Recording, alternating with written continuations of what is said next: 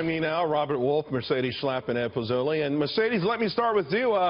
Wow, everyone kind of came around. It was hard to find issues, though, with that speech last night, wasn't it?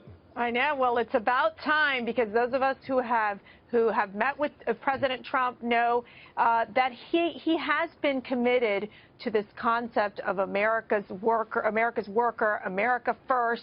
And what I loved about that speech yesterday is that it was a speech about unity and strength.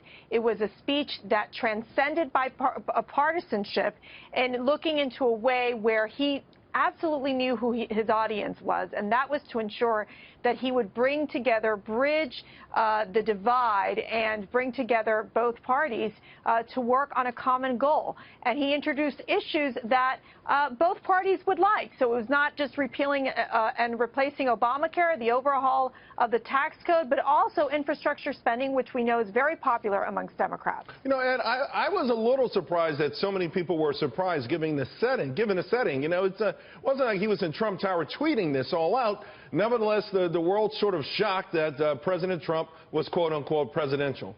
Hey, Charles, you know, you're not the only one singing. There's a lot more people singing today than there were a couple weeks ago or a month or two ago. I'm glad to have more singers in the chorus.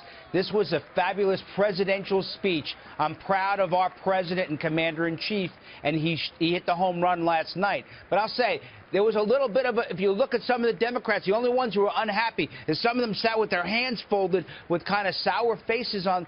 I didn't understand that at all, and it really made them look bad. Yeah, I think the sourpuss thing backfired. Robert Wolf, you know most of the people who I'm a happy guy, so no sourpuss. You are a happy guy. Maybe they needed you sitting there, you know what I mean? Did you have a white suit? Maybe you could have snuck in. I had a white suit when I was in high school. I mean, it was obvious that this was obviously President Trump's best speech thus far.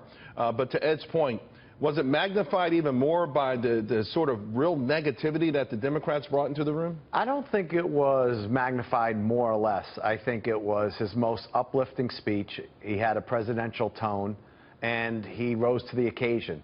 And so, you know, as someone who, you know, did not want him to become our president. He is our president. Right. You'd rather have him have this type of speech than his last 40 days.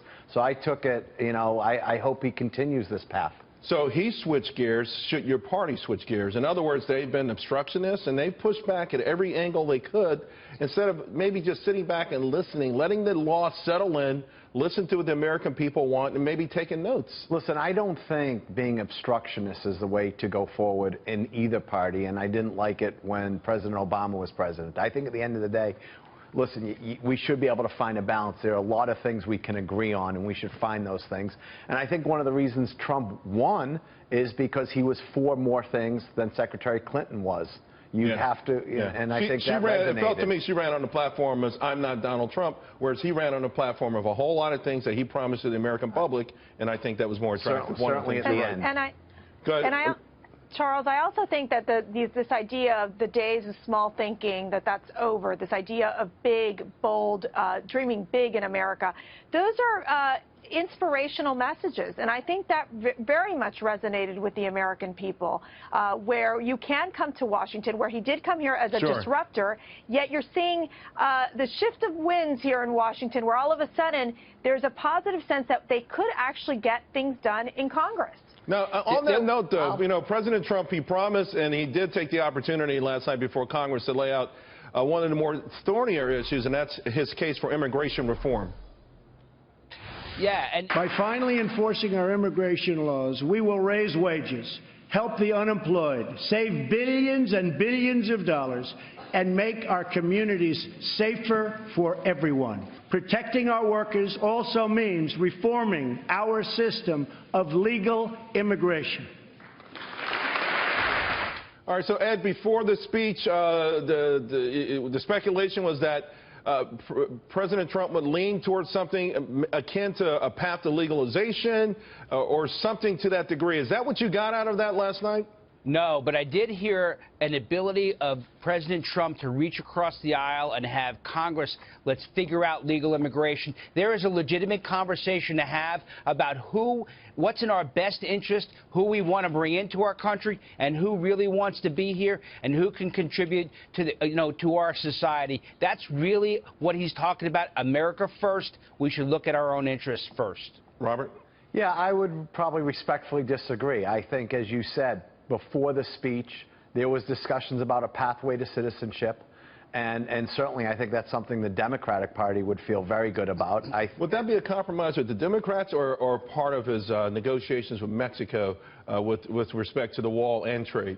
I don't think it's just has to do with Mexico. I actually think if you look at the immigration with respect to Mexico, it's been a net negative over the last few years because of Mexico doing better economically. I think just in general, this pathway to citizenship is mainly for those who are here. And I would say the only thing I would say with respect to Mercedes is that, yes, there were a lot of good things he put on the table, but as someone who was an economic advisor to President Trump for 8 years, getting things done legislatively is incredibly difficult, and I don't think a lot of the things that he brought up to the table will be able to get done. Well, Look, go ahead, Mercedes.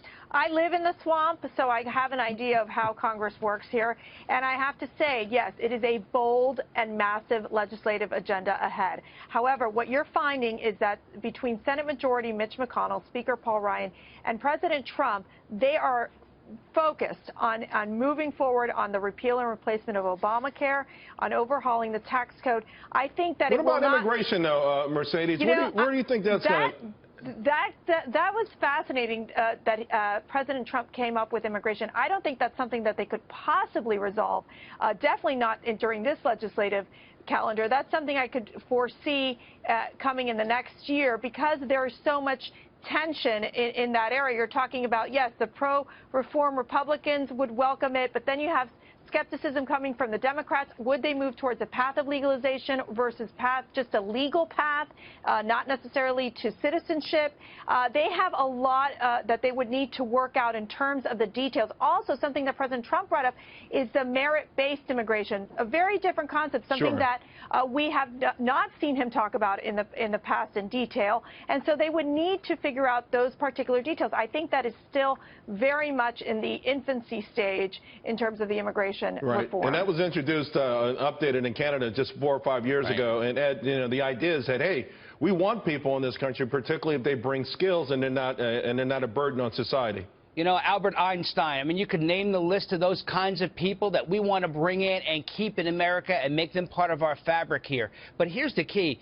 President Trump laid out a couple key messages. One was to Democrats that said, hey, I'm willing to reach out and unify our country to solve these issues. Second one was to Republicans that said, hey, we've got an aggressive agenda, and I want you call to action tonight to pass tax reform, to repeal and replace Obamacare, and let's do that now.